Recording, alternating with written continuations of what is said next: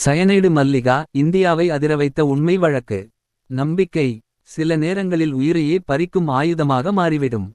1990களின் இறுதியில் கர்நாடகாவின் பல கோவில்களில் ஒரு மர்மமான பெண் அடிக்கடி தோன்றுவார். எளிமையான தோற்றம், கனிவான பேச்சு, பக்தி நிறைந்த நடத்தை. அவரை பார்த்த யாருக்கும் சந்தேகம் வராது. கோவிலுக்கு வரும் பெண்களிடம் அவர் மெதுவாக உரையாடலை தொடங்குவார்.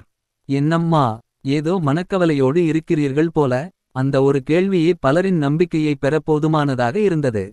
குடும்ப பிரச்சினை, குழந்தையின்மை, உடல்நலக் கவலை, பொருளாதார சிக்கல் எதுவாக இருந்தாலும் அவர் அதற்கு தீர்வு இருப்பதாக நம்பிக்கையூட்டுவார்.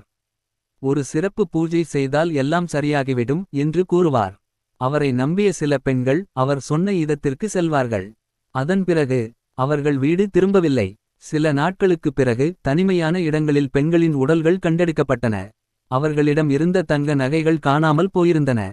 முதலில் இவை தனித்தனியான மர்ம மரணங்களாகவே கருதப்பட்டன. ஆனால் வருடங்கள் செல்லச் செல்ல காவல்துறைக்கு ஒரு விஷயம் தெளிவாக தெரிந்தது. ஒவ்வொரு வழக்கிலும் ஒரே மாதிரியான முறை. பாதிக்கப்பட்டவர்கள் அனைவரும் பெண்கள். அவர்கள் கடைசியாக கோவிலுக்குச் சென்றிருந்தனர். அவர்களுடைய நகைகள் காணாமல் போயிருந்தன. தடயவியல் ஆய்வில் சில வழக்குகளில் சயனைடு நச்சின் தடயங்கள் கண்டறியப்பட்டன. அந்த தருணத்திலிருந்து விசாரணை புதிய திருப்பத்தை எடுத்தது. பல சாட்சிகளிடம் விசாரணை நடத்தப்பட்டது. கோவில்கள், நகைக்கடைகள், பயணப் பதிவுகள் எல்லாம் ஒன்றோடொன்று இணைக்கப்பட்டன. இறுதியில் ஒரு பெயர் மீண்டும் மீண்டும் வெளிப்பட்டது. கே. டி. கெம்பம்மா. ஊடகங்கள் அவரை சயனைடு மல்லிகா என்று அழைக்கத் தொடங்கின. 2007ஆம் ஆண்டு அவர் கைது செய்யப்பட்டார். விசாரணையில் பல பெண்களின் மரணம் மற்றும் நகை கொள்ளை தொடர்பான வழக்குகள் நீதிமன்றத்தை அடைந்தன.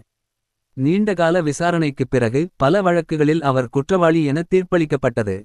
சில வழக்குகளில் மரண தண்டனையும் பின்னர் மேல்முறையீடுகளின் அடிப்படையில் சில தீர்ப்புகளில் மாற்றங்களும் ஏற்பட்டன. இந்த வழக்கு இந்தியாவையே உலுக்கியது. ஏனெனில் ஆயுதம், மிரட்டல் அல்லது வன்முறை அல்ல. மனிதர்களின் நம்பிக்கையே இந்த குற்றங்களின் மிகப்பெரிய ஆயுதமாக பயன்படுத்தப்பட்டதாக விசாரணை மற்றும் நீதிமன்றத்தில் முன்வைக்கப்பட்டது.